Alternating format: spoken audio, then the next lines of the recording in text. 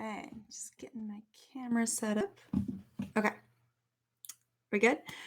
All right. Hey, everyone. So I haven't done a live video in a little while, so I'm excited about this. And honestly, didn't have a whole lot of ideas about what I was talking about until a few minutes ago. So I have a couple topics I want to cover today, a couple of questions to answer from other people. And if you hop on the live video, go ahead and enter questions in the chat and I'll try to answer them if it's something I feel I can answer. For those of you that don't know me yet, my name is Libby Parker. I'm a registered dietitian and I specialize in working with eating disorders and helping people recover from eating disorders and disordered eating. So please check out my other videos on my channel. I have a playlist of videos that are about eating disorder recovery and medical complications and trying to break down some of the science into more understandable terms. So I hope that helps. And then I also have another playlist of videos that are debunking common fad diets. So many of the people that I talk to, either as clients or just people I come across in my normal life, including friends and family members, have done all means of diets. And, back before I knew better, I had tried some of them myself. And diets really don't work. They're not good in the long term. That's just kind of the basics. But I go through specific individual diets, like coming up this coming next week. Wow, I can't talk this morning. Happy 4th of July, by the way. This next week, we're going to be sharing a video on debunking the Whole30 diet because that's a really popular one. But I have keto diet, paleo, military, and probably a couple other ones up already. So please check those out and let me know if you have a specific diet you want me to debunk. I have a whole list of them that I'm going to be working through, but I want to know which ones you want to see first because I don't have much preference. So please let me know. Okay, so I'm going to hop on or get into a couple topics here. So some topics I would like to cover today is about food fears. I think a lot of people have food fears. And then I had a couple questions on the binge restrict cycle, bloat in recovery from anorexia, and exploring culture through cuisine. So let's dive into those. So first I want to talk about the binge restrict cycle because this one I see over and over and over again. Most people that I work with do experience what I consider a binge restrict cycle. So if you look through, especially my Instagram feed or on my website, I do have some images of, the little arrow cycle. And it basically goes more or less like this. Binge or overeat, it may be subjective eating too much. It might be a true binge, really depends on what's going on. But then you feel guilt and shame. And so then you try to either restrict or compensate for eating or resolve to do better or go on a diet or whatever. And then you inevitably get hungry because, hey, guess what? Our body actually needs food to live and feel satisfied. And you get so hungry that you end up overeating again or binging. So you get stuck in this cycle. And that is something I see very commonly. So a question that I got today was, where does the restriction come in binge eating disorder? So technically, binge eating disorder does not have compensation or restriction as a part of the diagnosis. So if you are truly diagnosed with binge eating disorder, you are out of control overeating, you're feeling those feelings of guilt and shame, but there is not a compensation, restriction, means of trying to undo the eating as a part of that. So how does that fit into this binge restrict cycle?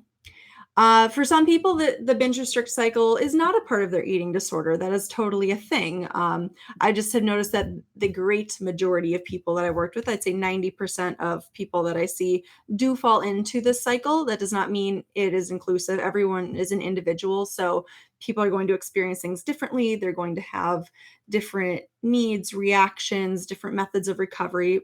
But again, for most people, this cycle happens. And so with binge eating disorder and how that fits into this cycle where that, restriction or compensation piece comes in, might often look like what a more normal day is, or they might be, so distressed with weight gain as a problem that has come from their chronic binging, that they're trying to diet or to do better when they're not binging. So, it could look like I'm just going to have a salad for dinner because I know I'm going to binge later, or I binged yesterday and I feel really bad. So I'm so full that I'm not going to eat breakfast or lunch today, So it often comes into this cycle of either long periods of time of not eating or not eating enough or eating just very lightly, because they're either full from binging or they anticipate a binge coming on. And so they're kind of, because they're anticipating it, they don't want to eat a lot now because there is that satisfaction that can come with the binge. So I think that kind of explains what's going on in that instance. I hope I answered that question. Let's see who sent me that one. Vivian. So Vivian, I hope I answered that one for you. So yeah, the binge restrict cycle commonly looks like either restriction or a way of compensating for eating. And again, it doesn't have to be that objective binge to constitute this cycle. For people who are in anorexia and actually objectively not binging, it might be the sensation of eating more than they planned on or they feel okay with. So it could be eating a bowl of cereal feels out of control. And so that can lead into this cycle again. Well, it sounds horrible, but the nice thing about this cycle is that because it is so common, there are ways to help people break free of this cycle. Everyone wants to focus on stopping the binge part of this, and really what we need to focus on is stopping the restriction or compensation end of this. That's what's going to stop the cycle. So if we can focus on the behaviors around the restriction or compensation piece, we can hone in on that part and really try to work on those behaviors, then there's no need for that binge or out of control feeling, which means there is less guilt and shame, which means there's no need to restrict or compensate, which means that you don't get super hungry and therefore you're not going to overeat. So we need to focus on that restrictive piece of it. My bangs are doing something funny. Sorry, guys. Yeah. So hopefully that clears up some answers to the binge restrict cycle. There's so much more I could talk about on that. Once I figured out that was what's going on with most people, I could talk about that for hours. So we're already 7 minutes in. I got other things I want to cover and I don't want to take all your time. So let's go into a couple other things. So I think that topic leads really well into that concept of food fears that I wanted to talk about. So when I was talking about how, like, especially in anorexia, but not just anorexia, most people have some sort of food fear if they're either having an eating disorder or they're worried about their weight or something like that. There's a lot of food fears out there. And I think the media really plays into that. We have hundreds of different types of diets and specialty foods, and everyone telling us don't eat carbs, eggs are bad for you, eggs are the best protein out there, eat tons of protein, don't eat so much protein. There's so many different things that we are subject to hear every day that are just bombarding us all the time.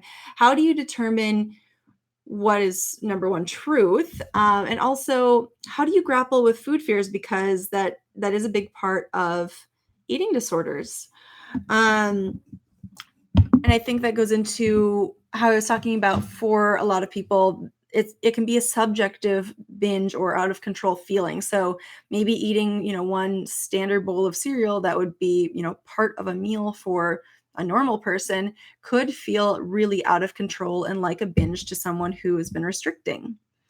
So I think that's something we need to look at as well.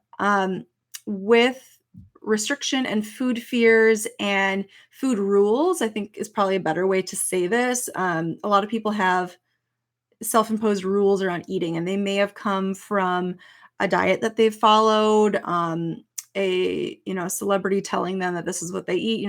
There's all these different ways that we can get our food rules and fears, but most people find restriction to actually be very easy.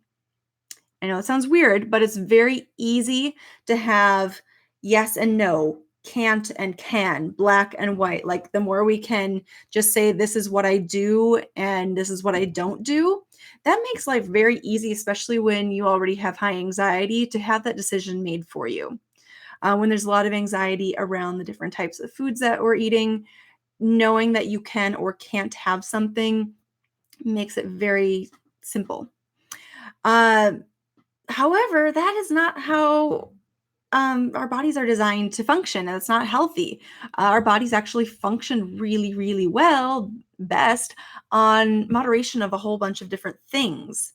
So we need different types of foods, and not just our categories of, carbohydrates, proteins, and fats, but within those major macronutrient categories, we want tons of different types of foods because they all have different vitamins, minerals, phytochemicals, different components to them, and different compositions within themselves that do a lot for our body. They can provide different enzymes and cofactors that our body needs to function. And, you're just looking at one category. So let's just take vegetables, for instance.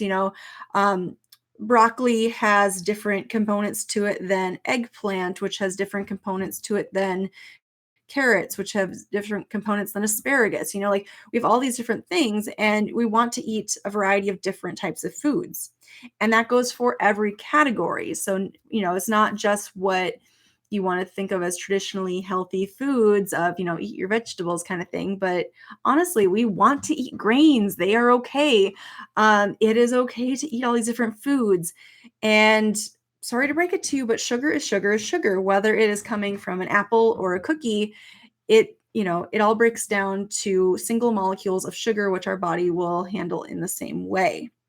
So it's really just about having that moderation with these different things. So, it's the dose makes the poison. So if you're eating too much of anything, even the most healthy foods, that's not healthy for your body. On a very mild extreme, I've seen people who eat too many carrots or sweet potatoes and their skin starts to turn orange.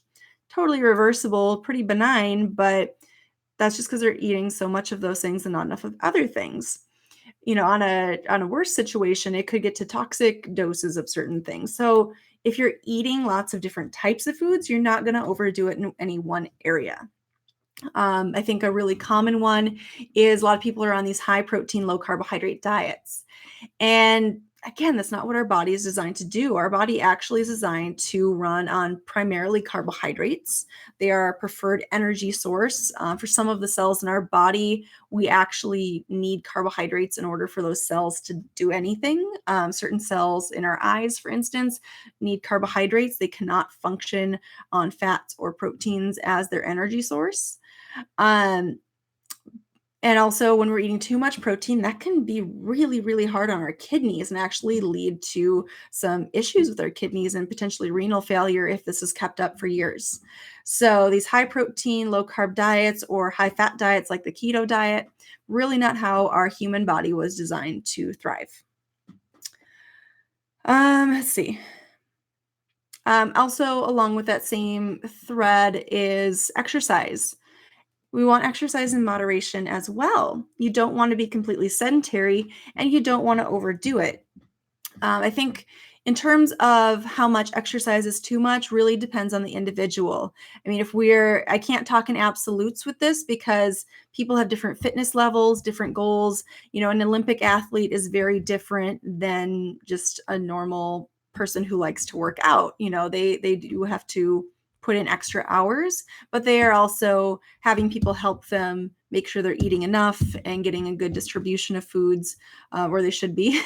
And that's, for professional athletes, that is their job. And so they need to be taking care of their body. I think a lot of people who are just, normal people, not professional athletes, take myself, for instance, like if you do too much exercise and you don't know how to take care of your body, that's going to do you more of a disservice and could potentially lay you up for the rest of your life. You're going to have more complications with your health. There's sudden cardiac death, bone fractures, social isolation. There's so many different things that come from too much exercise that can be very dangerous. And I think our culture is really big on Everyone is exercising and it's healthy and it's very socially acceptable. And we should be moving our bodies. We should be finding exercise that we enjoy, doing different things, moving our body in different ways. But it shouldn't be something that you feel a slave to it. And it also should be something that um, you're not pushing yourself to exercise when you are sick, when you're injured, when you're overly tired. Like, it's okay to take breaks. In fact, it's healthy to take breaks. On a very general sense, we should be taking a rest day at least once a week, if not more. We should be switching up our types of workouts so we're not using the same muscles, consecutive days or in the same way. So, if you're running one day and lifting weights another day, that's much better than running every single day. We want to be changing it up. Finding exercise that we really enjoy. If you hate running on a treadmill, don't run on a treadmill. Find the things that you like to do. Maybe it's a class, maybe it's a type of dance, maybe it's hiking and being outside. Finding what your thing is, and it doesn't have to be one thing. In fact, it should be lots of different things, and exploring the different ways that you can joyfully move your body. Oh, I had another point with that. I'm losing it. This is the problem with live video. I can't edit. Yeah, I'm not sure. Sports also have seasons, and that's for a reason. So they have time off. You don't play the same sport year round in professional sense because your body needs a break. You need to do cross training. You need to take downtime and take vacations. So it's totally okay and totally normal. Okay, so that's what I wanted to say about the food fears and the restriction, and compensating like that. So before I go into my other questions, I also just wanted to give a quick update and remind you of some things. So right now, I have a couple of online courses available. So if you're not able to work with me one-on-one, or you live in a state or a country that I'm not legally allowed to work with you, oh, sorry, I'm gonna sneeze. I do have 2 online courses available right now, and one of them is the course that is titled "Stop Binge Eating Without Giving Up the Foods That You Love." And honestly, it is pretty appropriate for any type of eating disorder. I was going to do another course on for restrictive eaters specifically, but it shouldn't be triggering to those who restrict to take that course. It's a lot of the same information. And in that course, I go through the exact things that I talk about with my clients in sessions. So you're going to get the in-depth counseling that is, general enough that I'm not working with you one-on-one, as well as worksheets, handouts, things that are going to teach you how to appropriately feed your body, how to appreciate your body. We talk a lot about the eating disorder as a coping mechanism, what your amazing body is capable of. I think that's something that we don't spend enough time on, no matter who you're talking to. I go through different modules on how to meal plan without actually planning, so you know that you're getting that variety of foods that we talked about, um, and so many other things. There's so many videos and modules in that course, and it was my baby. I put so much work into this, and this is literally the information I give my private clients, and it's a fraction of the price. So please go check that out. I also have a course for stage or live performers. So, whether you're an actor, singer, dancer, musician, if you are doing live performance and you're concerned about your health, keeping energy up during rehearsals, vocal health, um, not having gastrointestinal problems on stage, substance abuse disorders. I go into all those different topics in this course. I personally do a lot of musical theater, so this comes from personal experience, questions that my fellow performers have given me about health. Um, we also get into some other health concerns. Oh my gosh, sorry, my brain is so foggy today because I wanted to sleep right now.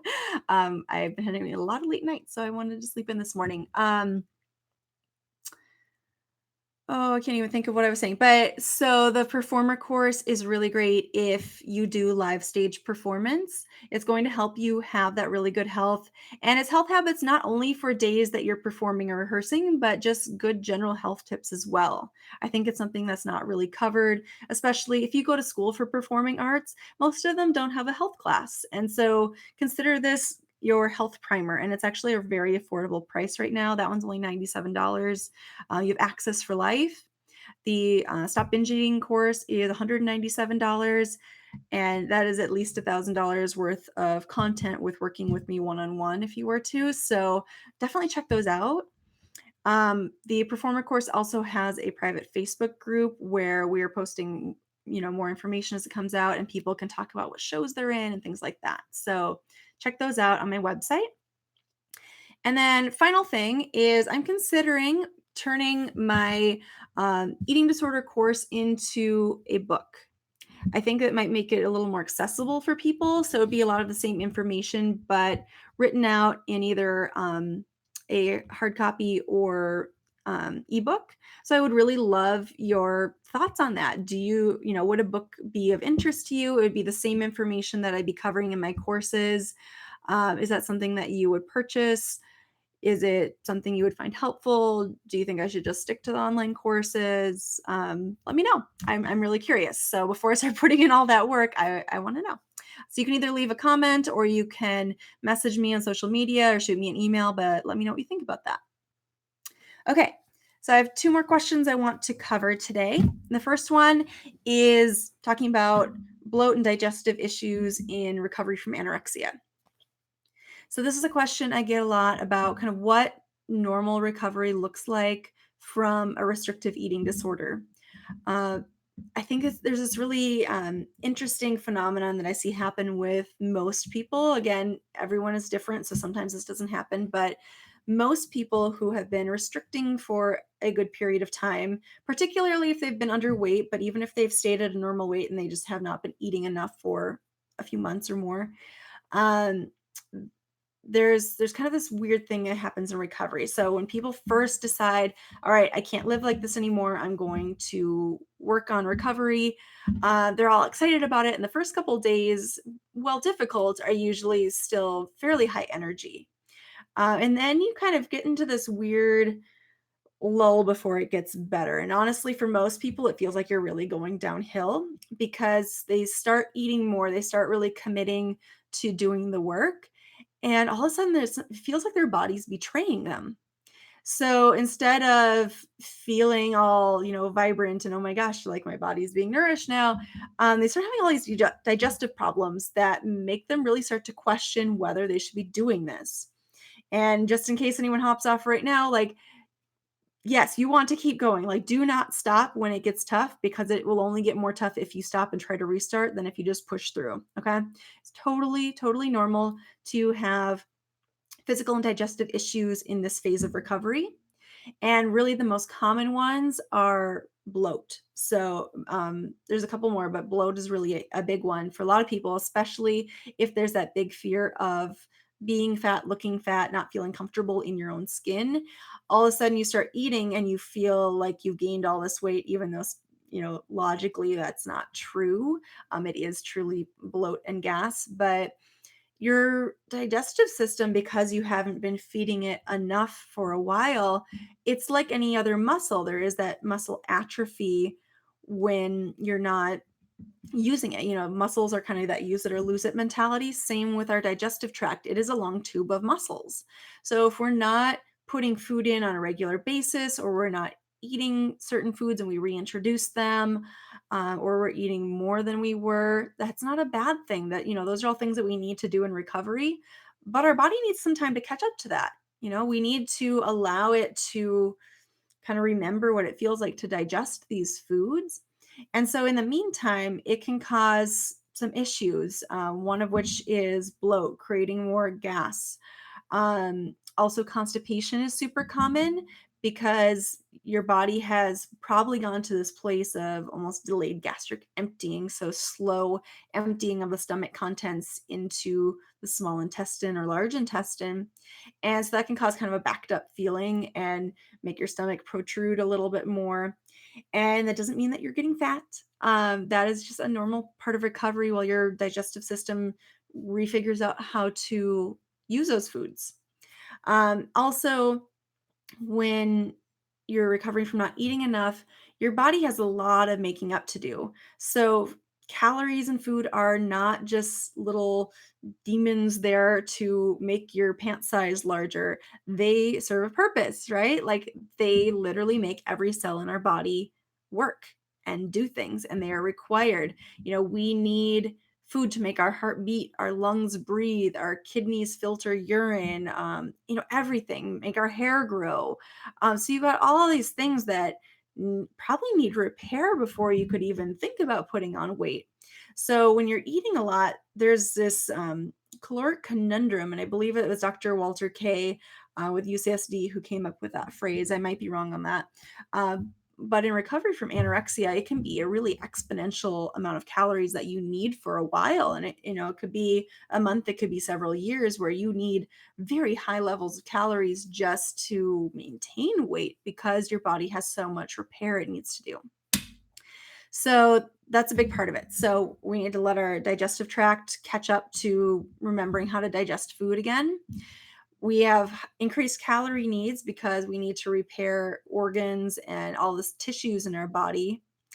And we just need time. So it gets really hard for a lot of people because they've committed to eating more, and then it feels like your body's betraying you.